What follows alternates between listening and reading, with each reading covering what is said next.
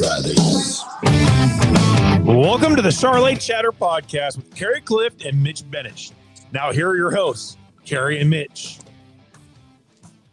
Here we are, season 2, episode 6. And boy, do we have the special guest of the year. And we have Justin McKee, the face of the Cowboy Channel, on with us, all the way from Texas. Justin, thank you for being on with us today on the Charolais Chatter. You bet, Carrie. It's an honor to be with you. I always like to visit, and especially when we're talking about rodeo or cattle, and we'll probably get to visit about both. So I'm really excited. Oh, we're going to hit both. You better believe it. But before that, before we get dialed in on that, we got a couple things to cover. Mitch and I do, but you know what, Mitch, I had an idea. And usually, what do you say when I have an idea? You're like, okay, what's? Oh boy! Oh boy! Oh boy! What now? I have an anniversary coming up with my wife, and I think it's like 22 years. And it's always been a kind of a one of those goals or things you want to do in life. I always wanted to do a hot air balloon, so I was looking into this hot air balloon rent one. But then I figured right about now is probably not a good time to be riding in a balloon because we might get shot out of the sky. So I think I should avoid my idea of getting a hot air balloon right now. Or is that probably a good idea? No, I think you could go for it. Just don't take her. Yeah. Well, I don't know. Is that a compliment or no? That was a slam. So much for my good idea of going on a hot air balloon ride. So anyway, it was a thought that counted, but in the last 3 weeks, it's a little nerve wracking. I don't know if I'd want to do that. So I don't know either. But anyway, we got a little Haymarket to cover here. So Mitch, why don't you dive into what's going on in the Nebraska world right now? Yeah. So it would seem to me, and I guess I don't know if the market was that high previous to winter or where it stood, but 2 years ago when I sold delivered alfalfa to feedlot, we had a little excess. It was $155 a ton. Recently, I had a customer of mine that priced some or priced delivery to that same feedlot, and they were at $230 a ton. So I was surprised it crept to that high, but yeah.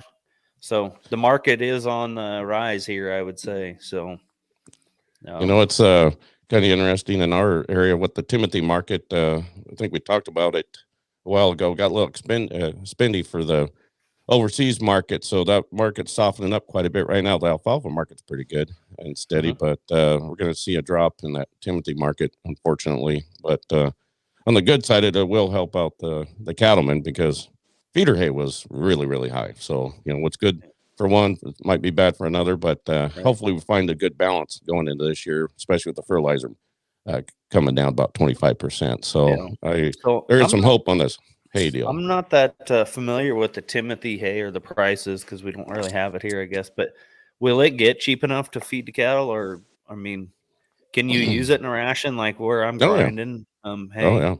Oh yeah. I mean, if it really falls out, the bottom falls out. Yeah, I mean, I don't see it falling completely down, but it's just going to be softer. But second cut Timothy is a great feed. So, and obviously Kittitas Valley is one of the best Timothy hay producers in the nation that goes export for the dairy and horse race industry. So, but anyway, you got a sale coming up, Cattleman's Classic, and we had our bull sale yesterday with great success and sold into 4 or 5 states. Have one going to Iowa, so we're pretty excited. But you got one coming up here, Cattleman's Classic, right, in Kearney, Nebraska. Yep. Cattleman's Classic, Kearney, Nebraska. I think this is the 32nd year, and it's a multi-breed kind of an expo and sale. We've been consigners for all 32 years. I guess Devin would be the 4th generation of us that's consigned there. So the Charolais consignments, they're just short of 30 headed cattle. Okay.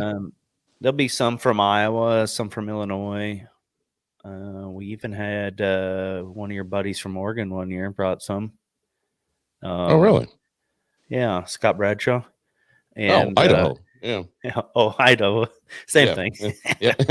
Way Idaho, west. Oregon. Let's see. I think there's Colorado this year too. So it's been good. pretty good. Been pretty good. The Charolais consignments have been usually leading the sales averages. So we'll see. Yeah. But and we do ship to Texas, Justin. Just so you know, if they're in Nebraska, we do find freight heading your direction. Yeah, there's a pretty good steady stream of trailers going to Texas all the time. So no problem there. Yep. Texas, Oklahoma, we can get you. Good to know. Good. Yeah. And there's, like I said, it's multi-breeds. I don't know what there is, 8 or 9 breeds. So is your Midi Skylish Highlanders? Is there any consign that you don't really have many in Nebraska? I don't know how to tell you that. Okay. We keep trying to tell. There is some, but not that many. Well, you could be a breed leader there. Right. No, so we're taking one purebred bull that we had at Denver. In the end, we're taking a crossbred heifer to sell in what they call the fancy heifer sale. It's good. It's a kind of the sale. They can be registered or not, but more of the show heifer sale, and that's right at the end of the week. They'll sell on Friday, and the bulls and heifers will sell on Thursday. Breed sales. But I just wanted to give a shout out to AJ Poskachil. His brother Bo is selling 2 bulls. They come from a heifer that leads back to some of our breeding. Friend of mine purchased a cow. Well, she was a heifer calf from us about 5 years ago. Oh, okay. No, actually, it's been 7.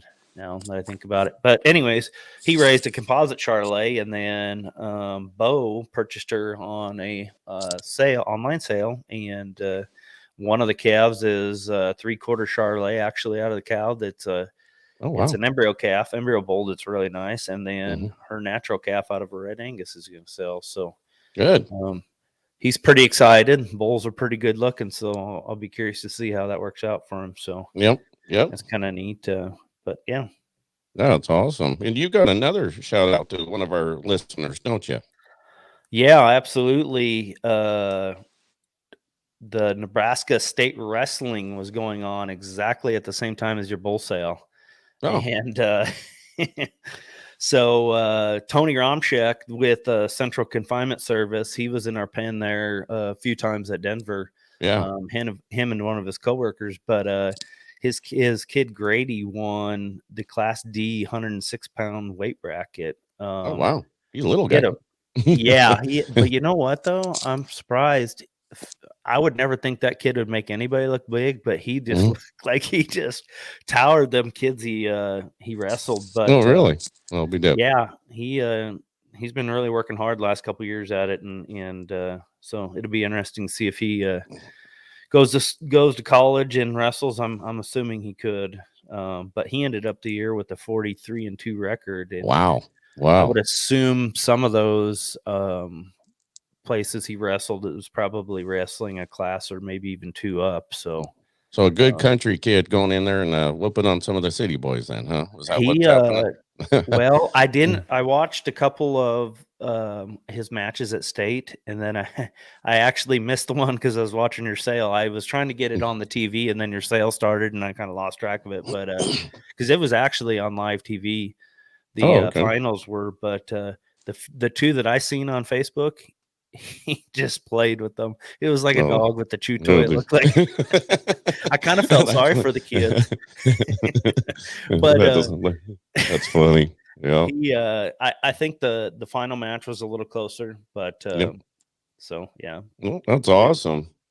Well, there's a shout out to some of our listeners there, but we're gonna go right into our special guest, Mr. Justin McKee, and I've known Justin for probably. Well, I've been on the Ellensburg Rodeo Board. This will be my 12th year. So he has announced the Ellensburg Rodeo. I know all of that. I don't know.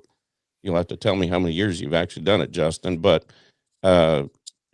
he's going to cover some marketing stuff for us. I had a chance to listen to him here in NFR this last year in Las Vegas during some meetings. And he talked about marketing rodeos.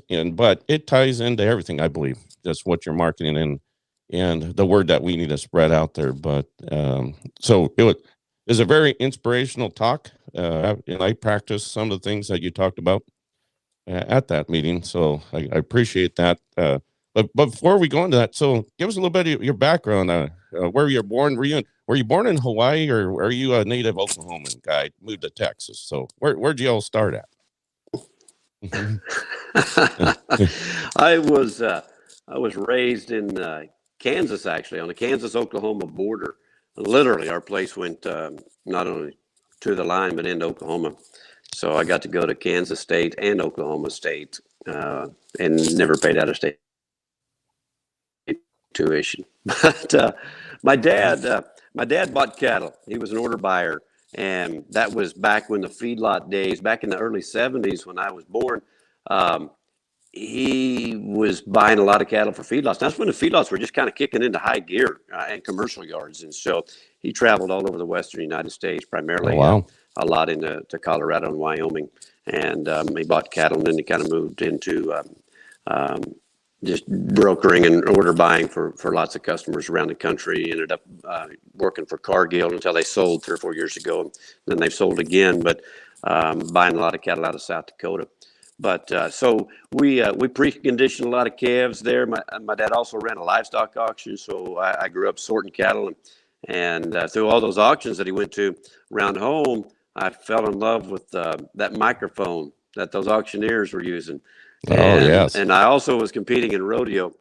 I loved bull riding and roping and everything that I could do rodeo wise and sports wise. And I was really involved in FFA, so I was giving speeches. I was the Kansas FFA president. So, all of that said, between the auctioneering and public speaking and competing, I remember I was getting on a bull at a rodeo in Kansas, and the announcer was so bad. I can remember. I mean, I'm straddled of a bull, and I'm looking up there going, "Man, he is bad!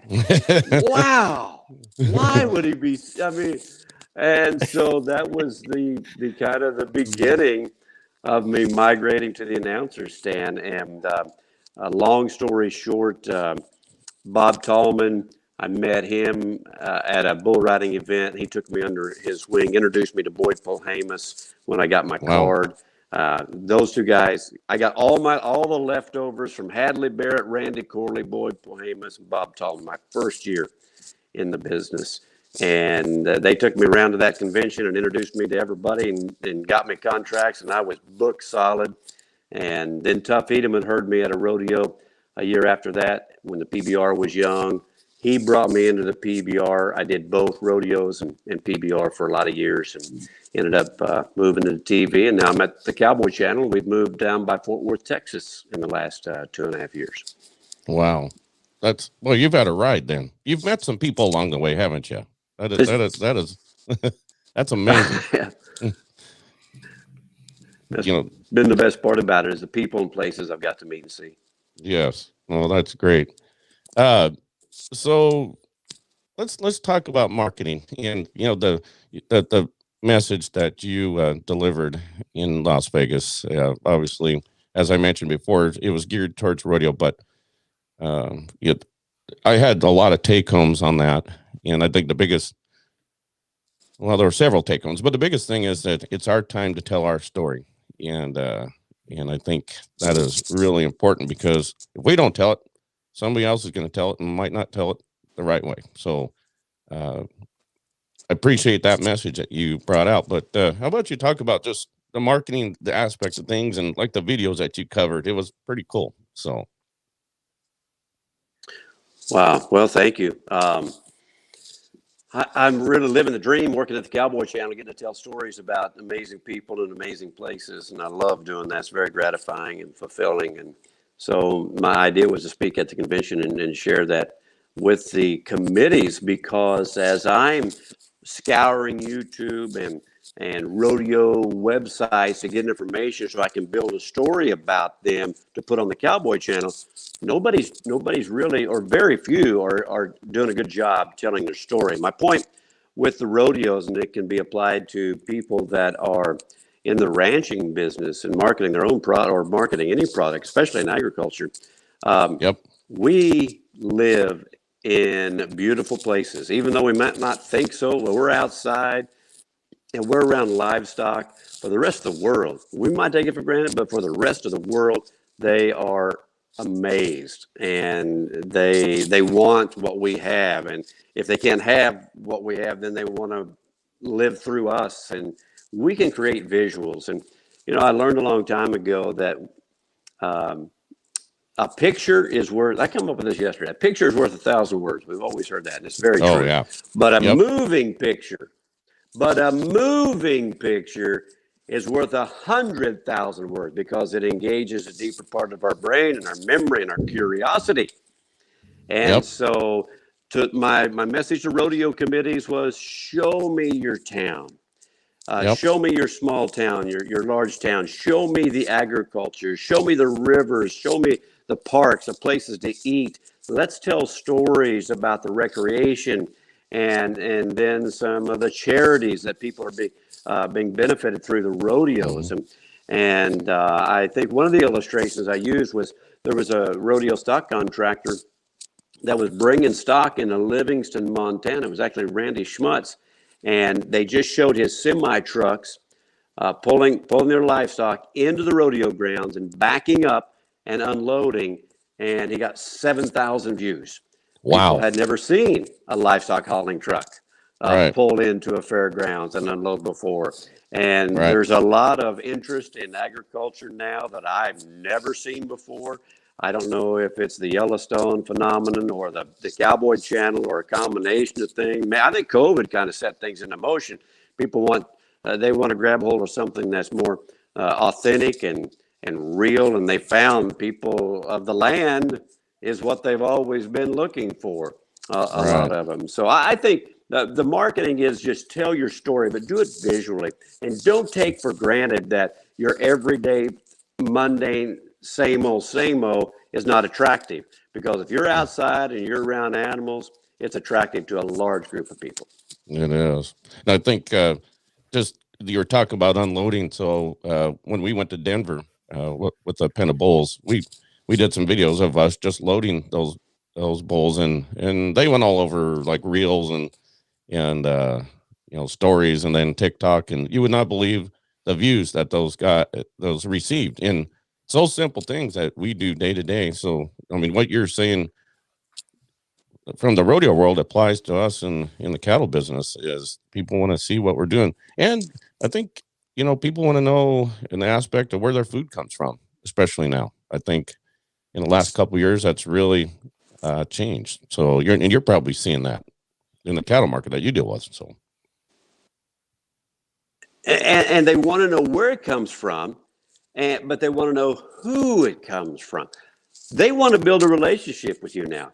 That's something else that's changing in our favor. It seems like everything has kind of worked against us with the environmentalists and the animal rights people and people that don't understand agriculture, take food for granted, and they don't give us any credit.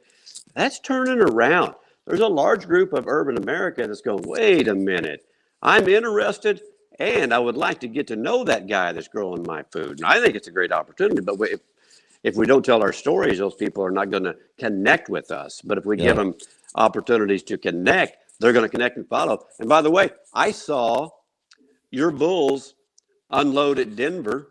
I watched that on Facebook. I don't have a lot of your stuff. I can't say that I see a lot of your stuff go over my feed, but I saw that.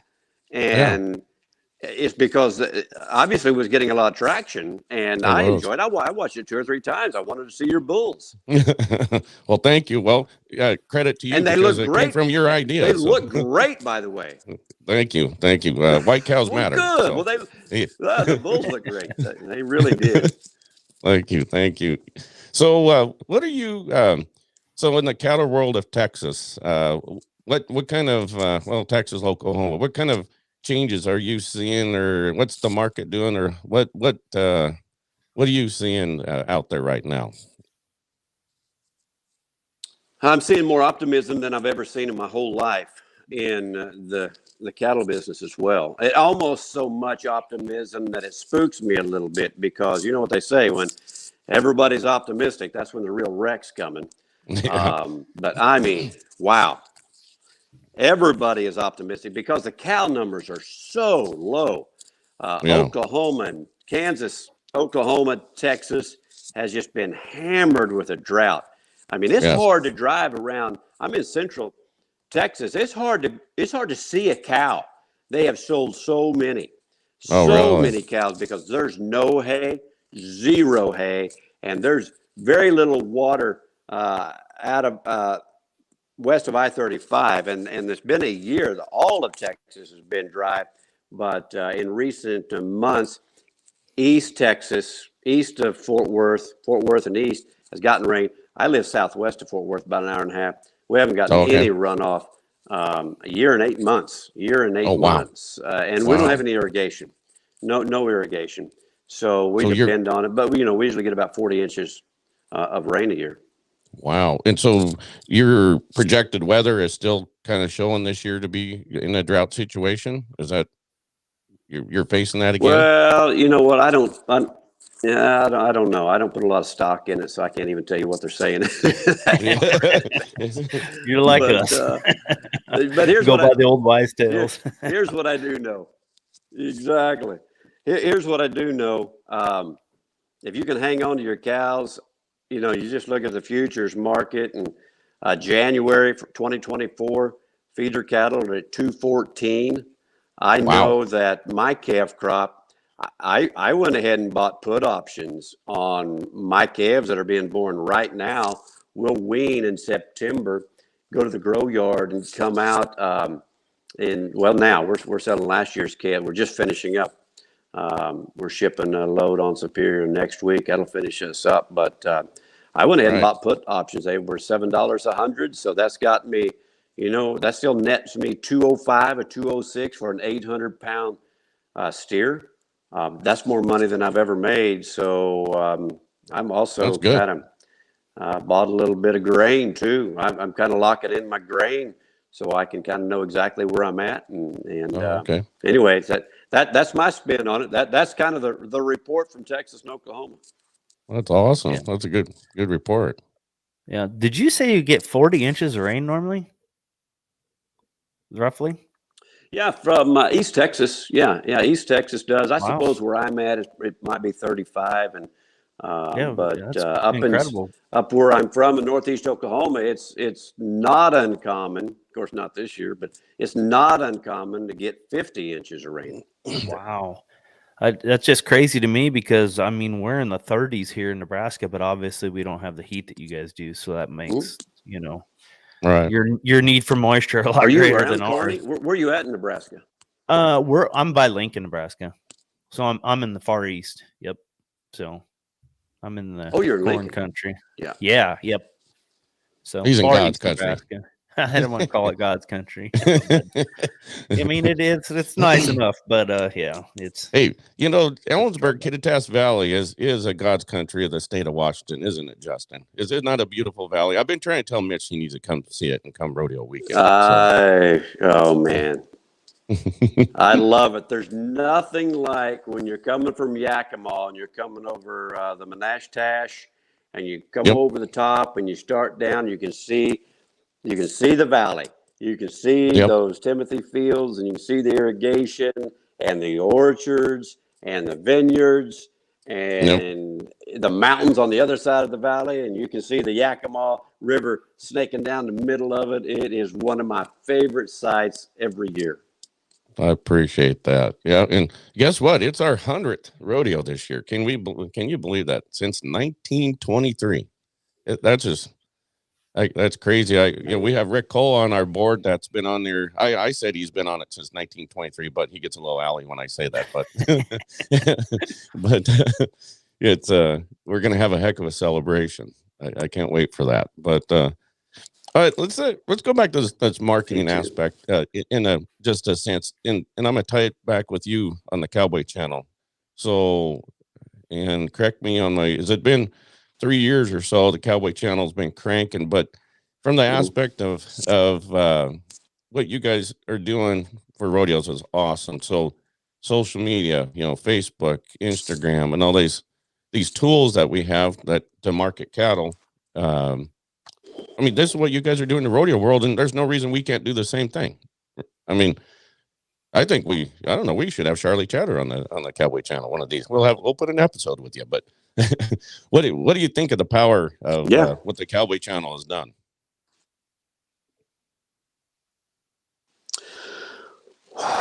Man, it's had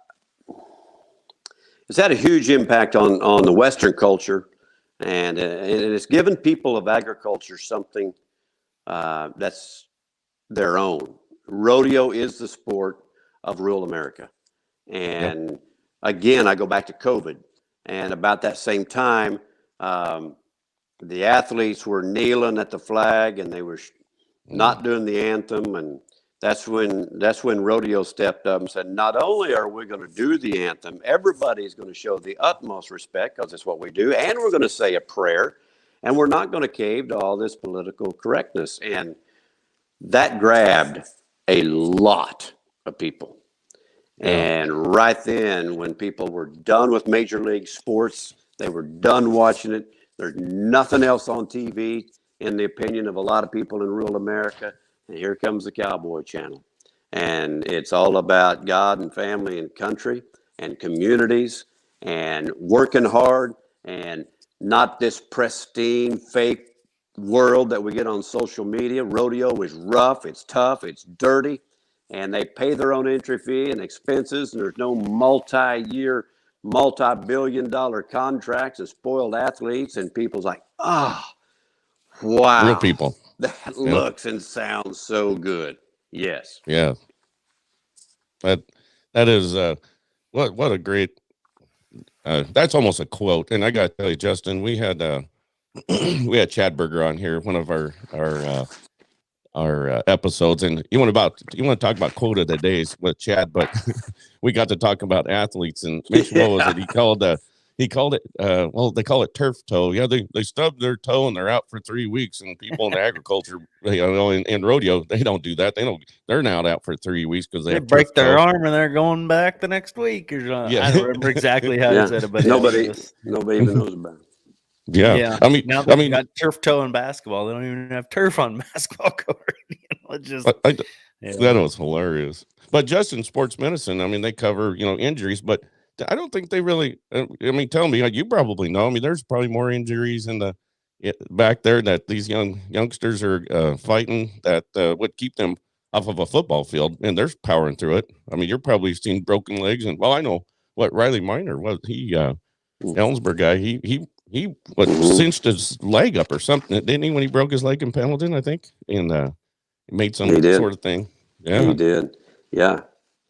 He did. They will pull out all the stops and try to take a broken leg and figure out a way to get it in a boot so they can get it in their stirrup or their saddle so they can get to the next rodeo way before 6 weeks, way before it heals. And there's just, when you get run over and bucked off and kicked when you're a kid growing up, and makes you tough, and that's just, you just always find a way to push through. And I'm glad we got some real John Waynes out there, and man, America's hungry for that. And in terms of something that's tangible, our numbers, there was 5,000 people surveyed at the National Finals Rodeo. It's unbelievable. The survey company that did this does the Super Bowl and the World Series and everything. We blew every sport out of the water in terms of our audience's loyalty to our sponsors. I mean, where there would be 15 to 20% loyalty in this product, and that our products were like 70 and 80, 90% loyal. I mean, they had never seen anything like it. And so we've got some unique advantages in the sport of rodeo, and our fans, they're all in. It's because it's not a sport. It's a way of life. Rodeo in our Western culture, it's way more than a sport. And I think a lot of the companies are finally figuring that out. Yeah. Yeah. Well, there's a lot of people in the rodeo industry that have cattle. So, that's, you see, they rodeo and then they buy cows as kind of their retirement plan, I guess, in a sense. So That's where we got, Mitch, we got to tap into that exactly. and get their addresses so we can send them some Charolais literature. So right. Yeah. Hey, yeah. So, hey, I got a couple questions. Kind of one, I guess, leading into the other, but we talked last week or last episode about, marketing. We were kind of going over some sale reports on some long-time sales in South Dakota. And that kind of explained, some of these guys or ranches that have been around for a long time maybe don't have to market it quite as hard as what some of these newcomers do. But as a newcomer, or maybe even somebody that's been in it a little while but still need to keep marketing, how important it is to market for your own ranch but market for your whole industry as well, kind of like what me and Carrie are doing here. We're trying to spread the word for Charolais cattle from east to west, north to south, and as well as trying to market our own a little bit. But then Carrie markets quite a bit on what 2 or 3 different platforms, and I do 1 or 2 different social media platforms. But how important is it as you're marketing to market for the whole industry, not just every man for yourself type of thing, I think is what I'm trying to get at. Well, I think it's it's very natural for the stories that you're telling about your operation. It's automatically going to benefit the industry, because I think it's a fairly new idea, and I think when people see somebody that's a good storyteller that's always, and here's the thing, to be a good storyteller, you've got to be looking for that moment, that shot, the lighting, the story. Every day you get up and just remind yourself, you got to be on the lookout. We didn't grow up with social media, so even my social media, I have a hard time staying connected the way I should. I'm not thinking that way. We got to really be disciplined to be thinking about seeing that story, seeing that shot, and then be disciplined to put it on. I think somebody that wants to really be progressive, you need to hire some kid that's reminding you and helping you every day. They don't have to be on location. But my social media girl, she lives in Hawaii, but she sent me a text yesterday. Hey, you forgot about me? We got to keep some stuff going. And if she don't hear from me for a week or 10 days, she's like, need some pictures, need some stories.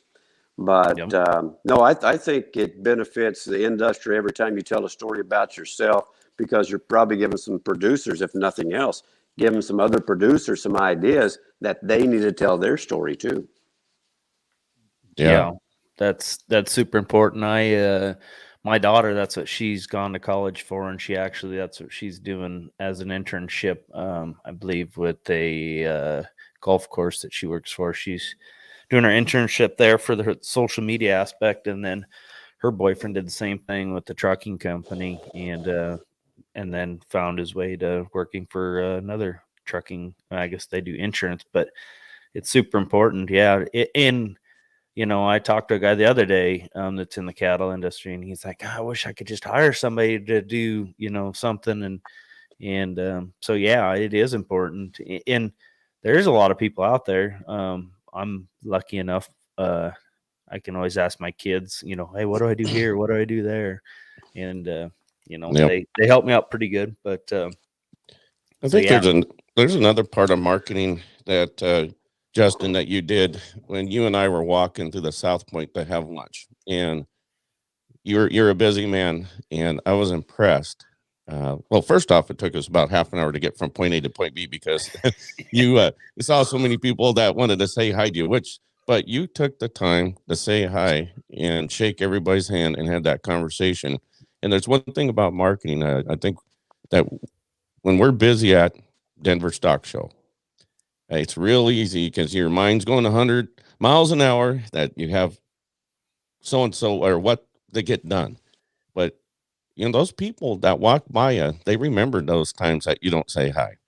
And part of marketing, I've told my daughter since she was I don't know, could talk, I challenged her every time we went to a show, meet a new person every day and go introduce yourself. I want you to meet a new person every day because that's how you get connected and get to know people. And, you know, we've said this before, you know, naturally farmers, ranchers, they're more on the introvert side. And so, you know, they don't want to come up. So that, I think it's up to us to make that initial, hey, how are you doing today? But what importance have you, I mean, you do it naturally because you did it when we were walking through the South Point. I mean, it's natural for you to do it. I mean, do you realize you're doing it, or that is a part of marketing, just getting yourself out there, don't you believe? Well, it is, and I think there's two things that I try to lean on, and that is, number one, the hardest thing in agriculture is to stop the busyness long enough to take the picture or to take the video. We are so busy all day trying to get this thing done, the next thing done. We're thinking about the next thing, and why we haven't got to that thing, you know, we're just going 100 miles an hour all the time. And I think we need to retrain ourselves to stop and tell the story. That's number one. Number two, there's nothing more important than somebody else. A lot of times, is our focus is, how am I going to get this done?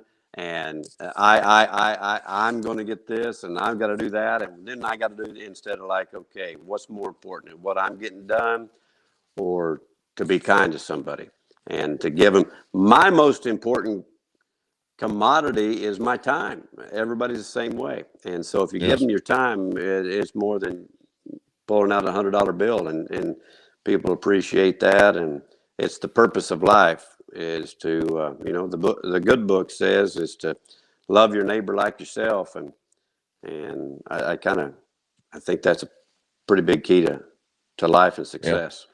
Oh yeah, that's a very good quote. Well, I appreciate what you do, because you stop and say hi to people, and that means a lot. So our producer Eric has a question. It makes me late a lot.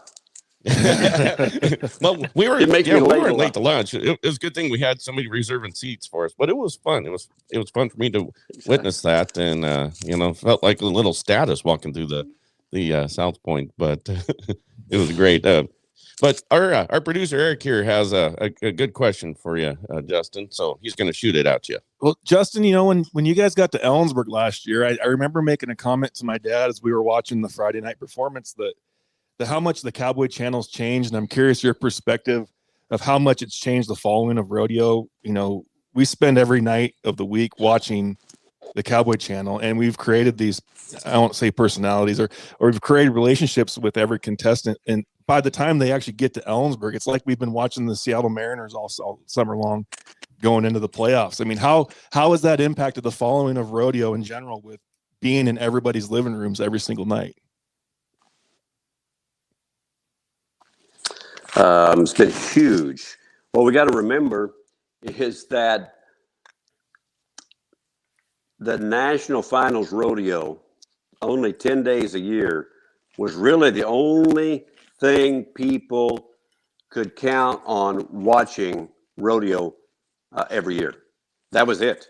Up until the Cowboy Channel, there was some delayed, taped, edited versions of some rodeos, but nobody ever knew where they were.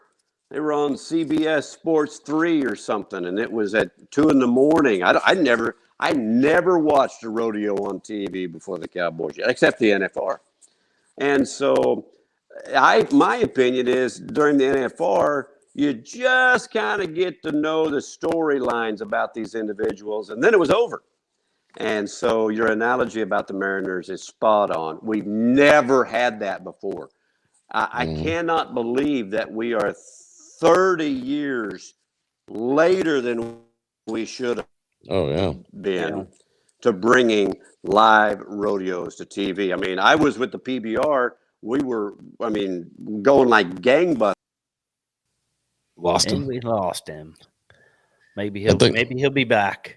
We'll log him back in. But what a story.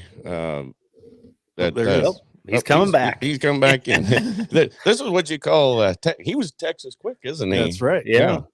He's but coming back. what a we Hey, lost there you he a little is. bit, but no, it's I think that's I mean, there's It's obviously I follow rodeo, but it's gotten heck of a lot better just with the Cowboy Channel and what you do for Justin. And I think, you know, how does this tie into the cattle industry? You know, so Mitch has been putting out videos of like what was the last big show you did? You did with some stuff in Denver, then we did one down in what was a Texas show, wasn't it, that you did? Fort Worth? Yeah. Mm-hmm. Yep. And Yep. so if we can start getting, because not everybody is able to be there and see it, but if we can start telling that story of how cattle and genetics within our breed are doing, then you know we're building that excitement, I believe. So no different than what we're doing on the rodeo side now on TV. So Yeah, and even our listeners, you know, it's Charolais chatter, but we have some people that aren't 100% Charolais, and you know, myself, I'm not 100% Charolais. I mean, we have some cross big cattle and some Angus cattle, and blah blah blah. But you know, for us to keep the Charolais, you know, just visible in front of everybody, kind of like the Cowboy Channel does with the rodeos, makes it more notable and kind of keeps it on the back of their mind. And you know, it's just another way to promote. And right now in the show world, the sale world, and everywhere, what I see is the Charolais genetics are as good and as strong as they ever been. So um I guess that's why I keep kind of making it a point to, you know, like what you guys do with the rodeo, to make it more visible, because you know, you would think at this day and age, and most of them you can log onto your computer and find, you know, one of the major cattle shows online. But Fort Worth Stock Show, I'm like, holy cow, that's a large Charolais open show. You know, you would, but they had no visible online streaming of the show. And it's like, it's kind of a shame, because it's not, I mean, you got to have a little bit going for you, obviously, internet connection, blah, blah, blah. But for us, we just found somebody down there, had them log into our Facebook account, and boom, they went Facebook Live, and everybody could see the beautiful green shavings they lay down, and I don't know what color mhm. teal bleachers, or they're not teal. I don't know. It's kind of an off green color down there in Fort Worth, but anybody that's been there knows the color. yeah, And the quality of cattle that was in the lineup was just tremendous. And so, you know, that's kind of the stuff that everybody needs to be trying to make aware, and just push it as hard as you can, because it's not always easy. I mean, I don't know. We were gonna record an episode last week, and I text Carrie, I might be a little late, while I was over helping a neighbor deliver a calf, and you know, so but we just make do, and things it happen. doesn't seem like that much work to us, or at least not to me anyways, but Yeah. it is work to get everything done. So Yeah. Well, we really appreciate you being on with us, Justin. I think you know the marketing ideas that you gave is it works. I tried it myself. With, you know, like we said before, even though it was geared towards rodeo, I geared it towards cattle. So I thank you for that, and you know, your experience out there. I do have to ask. So, are you in line to be on the TV show Yellowstone or 1923 here? Pretty quick, you know, they're bringing in some big names, so I'm just waiting for you to be the. Are you in that acting role yet? So, what is your next step? Well, I will tell you, and I can't divulge all the information, but when they shot 1883, they shot that at the stockyards at Fort Worth, where the Cowboy Channel Studios is located, and it's on the west end of Exchange Boulevard, and the studio's on the east end. So it's just like 2 blocks away from where they converted a lot of the stockyards buildings into the Fort Worth backdrop and area where they filmed all the Fort Worth shots there. So there was one day where I was walking during the day, just kind of watching them film, and one of the directors, he saw me, and he motioned for me to come here, and so I did. And he said, "Hey," he said, you're not supposed to be over here in this area. You need to stay over there on the other side of the barricades. And so that was about as close as I could get to getting on 1883. That's funny. I thought I was like, all right, here we go. That is hilarious. That is hilarious. No, so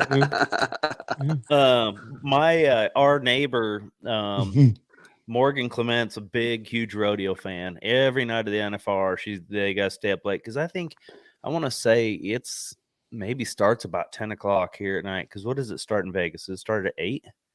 7. 7? Yeah, I think, yeah. But anyways, it's pretty late by the time she gets, and obviously the Wright brothers are pretty popular, but she loves Stetson Wright. And, everybody think, oh, Joe, you got a crush on Stetson Wright. I don't think it's her having a crush because she's pretty young. I don't think it's her having a crush on him. I think she just loves his competitiveness and just go out there and just give it your all the time. That's the way she is. She shows cattle and pigs and plays about every sport, blah, blah, blah. But if you had any advice to give those young kids that are either possibly thinking about rodeo, which I think she's trying to talk her dad into several different things. She's got a little roping dummy out there in her yard and stuff like that. But just the younger kids, grade school to high school to maybe even college kids, what do they need to do other than just hit the grindstone? But just some knowledge or super advice you could give them. Pay the money to go to a really good school with top level teachers. And that did not exist when I was growing up. And man, I wish it would have. Now they're everywhere, no matter what event you're in. There's some fantastic teachers that have been there. And I would go to every school you can go to and learn. That's where you learn, is from somebody that's been doing it for a long time and was a good pro. That is awesome. Yeah. Well, I know. I think Fred Whitfield's doing some stuff. I don't know if Cody Oll's doing. Oh, there's a lot of them you can go to. I know. Mr. Beaver's been up here and Joe. So I know people that are doing those schools. But yeah, that's a great recommendation. So. Anyway, I think we're about to wrap up. Justin, again, thank you for being on the Charolais Chatter with us. It's been an honor, privilege, and again, we're going to see you here in the countdown is 198 days to rodeo for the 100th. So we're excited to have you back. And I can't wait. And how many years have you done the Ellensburg Rodeo? What year will this be for you? This will be 22 years. Wow. Almost all the time I've been born. Yeah, I just hit 23, so or near it. I'm right? coming in a weekend early this year. Really? Oh, wow. Awesome. Well, we'll if you got some time, we'll give you a tour of the old farm and ranch out here and show you some Charolais cattle. So we'll make time for that. We need to do that, but I'm coming in a week ahead of time because I'm going to be inducted into the Ellensburg Rodeo Hall of Fame. Oh, yes. I had not heard that. Well, huge congrats. That's big. Thank you. Huge. That is really. It's one of I think that might be the highlight of my career. And getting that phone call from Joel Smith. I'm getting chills just reliving the phone call. Are you kidding me? Just you're giving me chill bumps right now. Best phone call ever. The Hall of Fame's doing an awesome job, and every month they're doing a kind of talking about the history of the rodeo. And actually, Joel and I will be visiting in front of a group next month to talk about the concerts. He did the concerts years ago when Johnny Cash was the very first concert, and then there was about a 20-year delay. We didn't have him, and then we brought him back. And so him and I are actually going to do a little hour talk on concert. So that was pretty exciting. But the Hall of Fame is doing a great job of telling the history of the Ellensburg Rodeo and every month leading up. So And there's a book coming out too. We'll talk about the 100 years of the rodeo. So, I'm kind of getting more excited. I'm gonna have to get off this this recording here and see if I can talk my wife into looking for plane tickets now. Let's do it. Let's do it. You tried talking me in last year, and I was so close, but I think this year, we might be able to make it happen. So this is the year to do it if you're going to do it. So yeah, we got Sawyer Brown coming on Thursday night. We're going to be with 90s country. The Sawyer Brown is coming to Ellensburg Rodeo. So I'm ecstatic about that. That's a good concert still. Oh yeah, absolutely. Yep. So. All right, my friend. Well, have a good one. The race is on. The race is on. Yep. I hope all good in Texas, and it's been a pleasure. Until next time, we'll see you on the next trip. Have a good one. Thanks, guys. Sometimes good boys act like bad boys. Don't take offense, deep down we're all little boys. It's just part of our DNA. 7-day road trip, hanging out with friends, nothing but fun, adventures and drinking. Come on, y'all, they can live boys. The boys will be